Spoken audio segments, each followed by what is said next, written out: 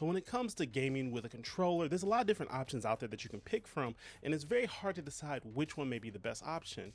Well, today we're actually talking about a controller that may be very good and should almost be illegal to actually be able to use in the gaming field, but it actually is a licensed product, so it is safe to use, and this may be one of the best controllers that you can go ahead and pick up as right now. And today we're talking about the Nacon Revolution X Unlimited. Now, right at the gate, I'll let you know this controller is going to be used for the Xbox and the PC, but if you guys are interested in the PlayStation version, let me know and I can do a video for the PlayStation one as well. Now, this controller here has so much stuff that's included in it. We're going to start by what you get in the box and just kind of go over the features after that. When you open up the box, I was surprised at the extremely huge carrying case that it comes in, but that's because there's so much in there.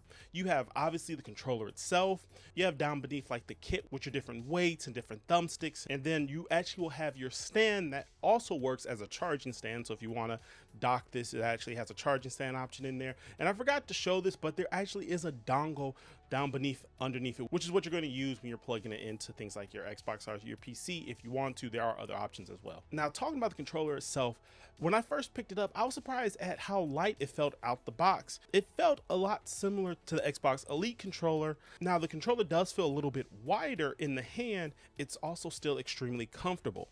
Now, there are a lot of features when it comes to this controller, so we're going to try to make this video as short as possible, but still talk about the many features it actually does have. Now, one of the first things that it did actually strike me as very interesting is you can actually remove these back plates on here, and I already have one in here, but you actually have weights inside this device. So actually go ahead and remove the weight that I have in here, but you can put in different weights for different sizes that make the controller feel more comfortable. You can also have one weight on one side and no weights on the other side to offset that. What I also actually found interesting is it actually has weights that you can put on the actual thumbsticks themselves, and it makes it have more slower turns where it could be used in certain type of games. I actually personally prefer without using any thumbstick weights on here, but it's actually kind of cool that it has that there. Now, on top of that, there is a list of buttons that are all throughout this controller. It actually works good if you want to use like a claw grip style, because you have these buttons right here at the top.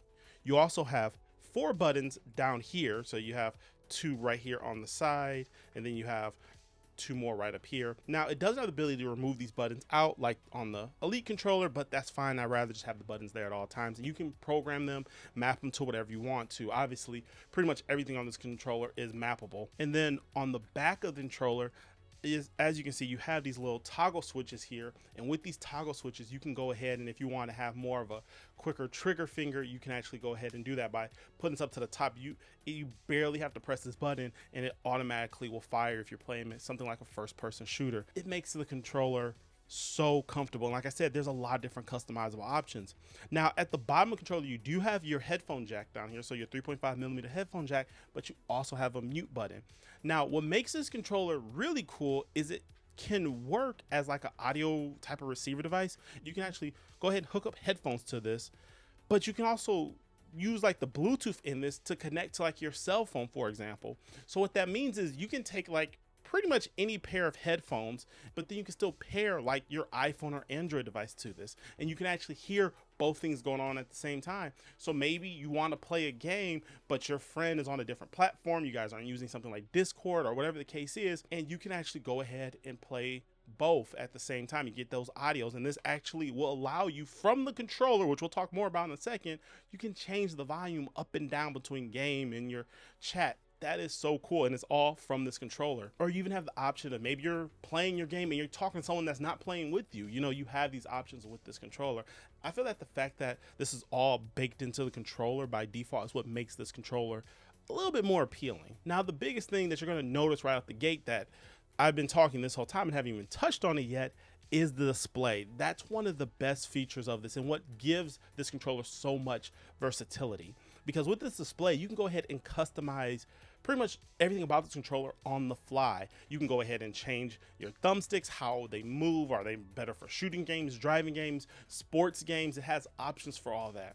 It also has the ability to turn vibrations off, because for some people, when they're playing certain games like first-person shooters or third-person shooters, you want that competitive edge, you can go ahead and turn the vibration off.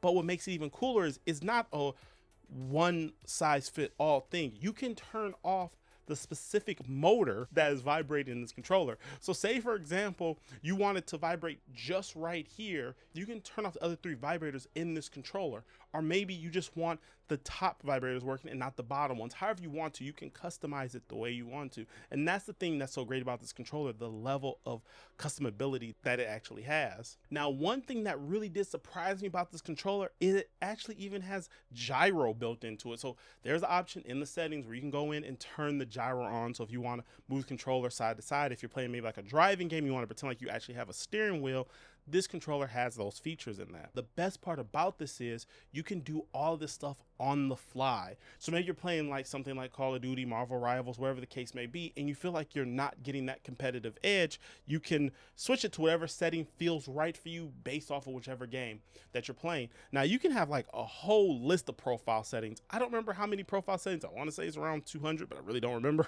off the top of my head. But there's a lot of different profile settings that you actually can have with this. That's what makes this controller so great.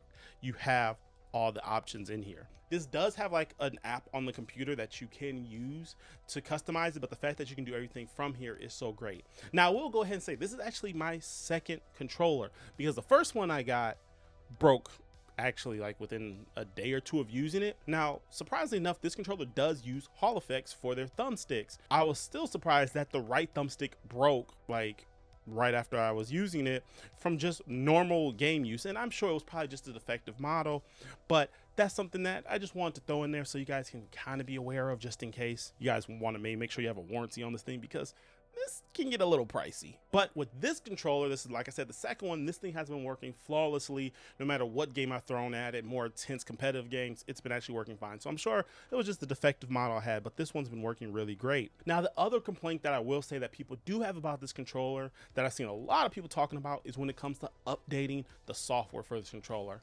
If you go online, there are so many people that are talking about how they got stuck in the update process, where they got stuck at 38% or 40, 50, whatever the case is. I even seen some that had to wait all the way to 70%, and it just didn't work. Now, for me, I had the exact same issue. I tried to update the software and it kept getting stuck around the 40 to 38, somewhere in that ballpark range. It just wasn't working.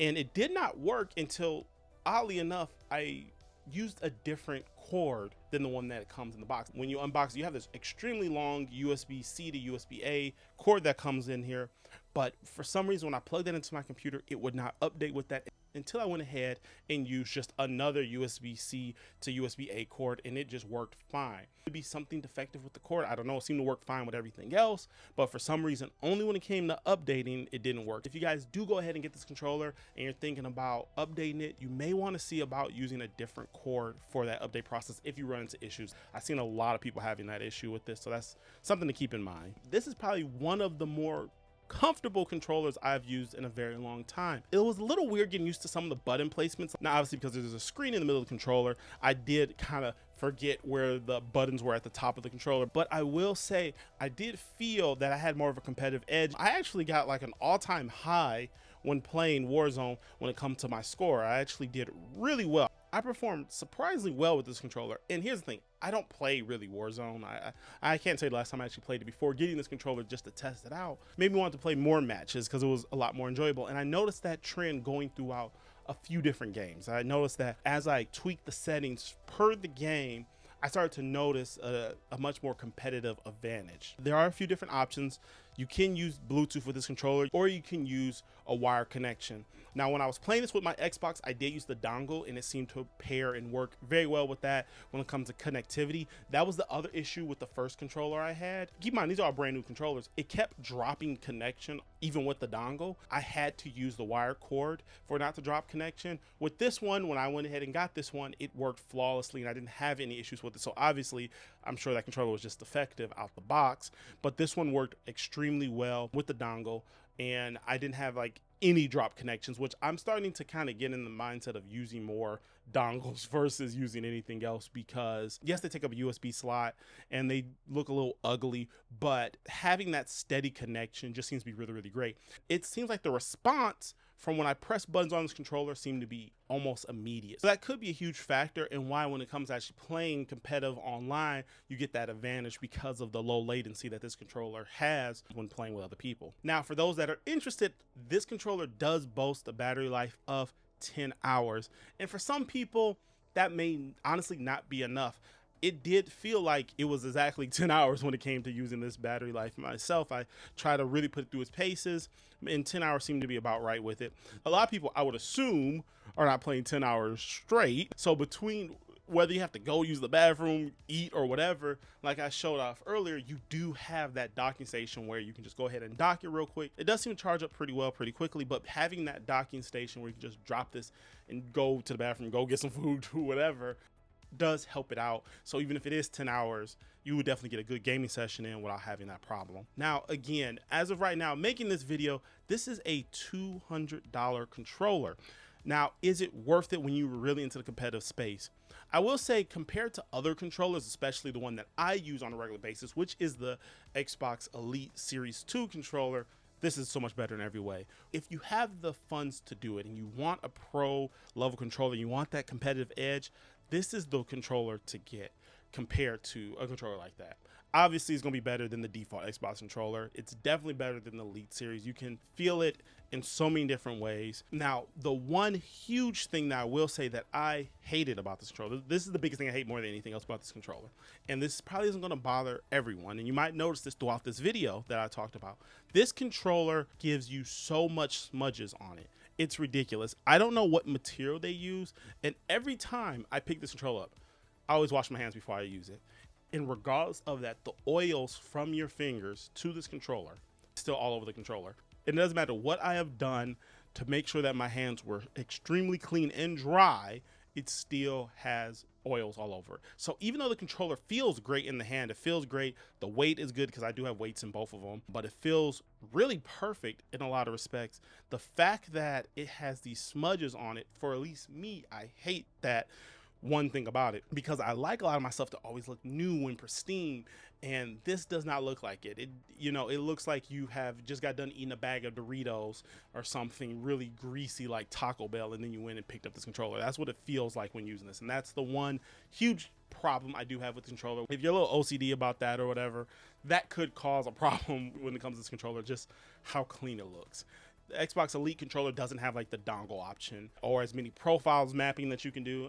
So those are things to, just keep in mind. That's just my thoughts. Is this worth picking up? Again, very expensive controller. It is about $200. You may be able to get it on sale or maybe get it used or something like that where it'd be a little bit cheaper. But if you are really into competitive gaming and it is very important to you, very serious, then this is definitely worth it. It will give you that competitive edge. It's extremely comfortable in just having all those premium options. I wouldn't necessarily justify this controller for the normal person that does a lot more casual gaming, because this is kind of overkill. It is officially licensed controller through Xbox, so you don't have to worry about playing games and getting banned on your Xbox or your PC. It will definitely give you competitive edge, like hands down. That's very apparent when using this controller. But what do you guys think? Have you picked a controller up? Are you interested in another controller? I know there's controllers through Razer. I think it's called the Razer Wolverine. And there's also a Nacon Unlimited controller. I can't remember the name of it, but there is one for the PlayStation as well. So if you guys are interested in the PlayStation version, comment that down below. I'll go ahead and grab that one, and I will let you guys know, is it worth that for the PlayStation system? But anyways, thanks so much for sticking around, especially if you made it all the way to the end of the video. I really appreciate you guys. And if you're interested in more content like this, make sure you guys are subscribed to the channel. Outside of that, I'll catch you all in the next video. See ya.